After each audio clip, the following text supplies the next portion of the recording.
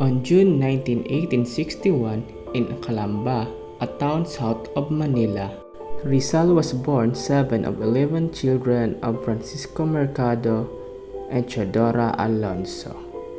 Rizal was born in privileged circumstances, but more than that, his family provided him an environment rich in culture, learning, love, moral values, and a deep sense of nationalism and patriotism. Rizal's growing years were also greatly influenced by his older brother Paciano, who shared a young Rizal philosophy and nationalistic idea. Rizal later immortalized the respect for his brother in the literary figure of Filosofong Tasio in his classic novel No Limitang Here. 3 incidents in Rizal's young life opened his eyes to the gross injustice prevalent in the country under Spanish colonial rule.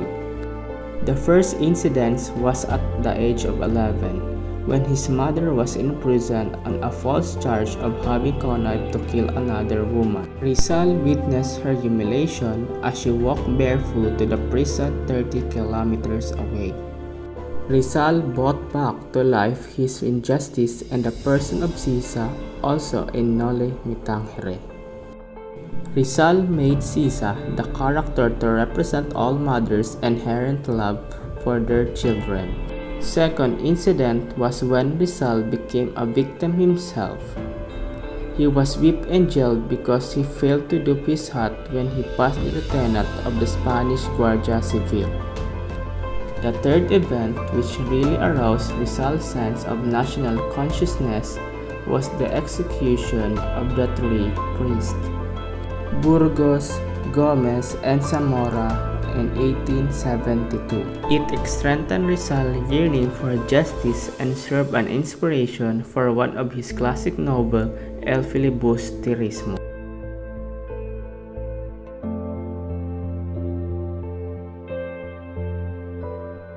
At the tender age of 21 on May 1, 1882, Rizal left the country for Europe in pursuit of higher education. By this time, Rizal had already obtained a Bachelor of Arts degree at the Ateneo Municipal and had begun his medical studies at the University of Santo Tomas in the Philippines. Rizal's first stop in Europe was Spain, where he obtained his licentiate in philosophy and letters as well as in medicine at the Universidad Central de Madrid. Because of his mother's blindness, Rizal chose to specialize in ophthalmology training under the best eye doctor in Paris and Heidelberg. Rizal traveled extensively, winning numerous friends and wooing countless women of different races, social classes, and vocations. Along the way, he also learned how to speak 22 foreign languages. Rizal would set foot on many lands from Europe to America to Asia, enriching his knowledge and his experience while giving him his first taste of free speech and free ideas. While abroad, Rizal became an impassioned critic of Spanish colonialism and leagued with other enlightened liberals and activists like the Austrian scholar Ferdinand Blumentritt. Rizal would also organize La Liga Filipina, a moderate association of Filipinos seeking peaceful rectification of feudal conditions in the Philippines through reforms. Against the backdrop of his European landscape, the genius in Rizal flourished. In fact, in the Rizal words in one of his speeches, "Genius has no country. Genius bursts forth everywhere. Genius is light, and air." It was also during his time that Rizal's 2 novels, No Limitang Here and El Filibusterismo, were printed and published in Europe. When publication of his book led to the harassment and execution of his family and relatives back home, Rizal decided to return to the Philippines. Upon his arrival in June 1892, Rizal was promptly arrested and thrown into Fort Santiago. A month later, He was exiled to Dapitan, where he lived for 4 years. Even in exile, Rizal lived a useful and fulfilled life. He opened a community school and engaged in farming, fishing, and trading. He built a house and his future wife, Josephine Bracken, whom he met in Dapitan while continuing his medical practice. In 1896, Rizal volunteered for medical service in Cuba. He was on a ship en route to Spain when the revolution broke out. He was sent back to Manila to be tried on charges of insurrection. While on trial, Rizal was incarcerated in Fort Santiago.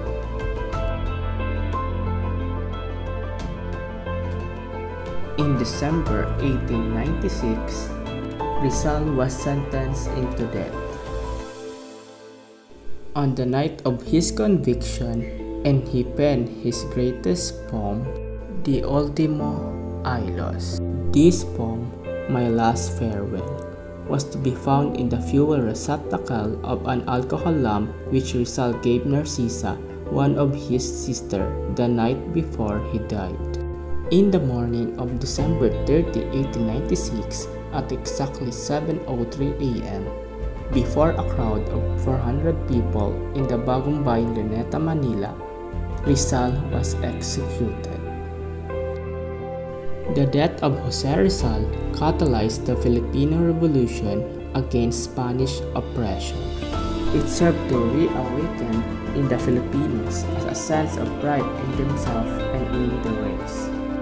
More than that, the true legacy of Rizal to the Filipino people may very well be that she showed them what a Filipino could be. Rizal's contributions in the country is fight for reform and independence cannot be denied by historians. His writings, especially Noli Me Tangere and El Filibusterismo, were seen as rallying point for fellow patriots to unite around the country's cause. Rizal's intelligence and courage have earned him the title of national hero in our country to this day. As a result, Republic Act 1425, often known as the Rizal Law, requires the teaching of Rizal's life, works, and writings. Senator Jose P. Laurel, the law's sponsor, stated that because Rizal was the founder of Philippine nationalism and made significant contributions to the country's current status, it is only right that the youth, as well as the rest of the country, learn about and imbibe the great ideals for which he died. As a result of Rizal Law, the contribution of young Rizal in his time were brought to the attention of the youth. The youth were taught about Rizal's sacrifices and commitment to see the Filipinos gain independence. It has also become an important component of today's youth education to recall Rizal's excellence, inspiration in order to encourage them to take their education seriously and develop abilities that will benefit our motherland. Jose Rizal, a poet, linguist, novelist, artist, scientist, historian, educator, nationalist, internationalism, and inspiration for people and nation who cherish freedom and resist oppression in all of its forms. A visionary who envisioned a new world order where all nations live together in fraternal harmony. A universal man who is taught ideals and teaching transcend national boundaries. Jose Rizal, the Filipino national hero, a great Malan, a true citizen of the world.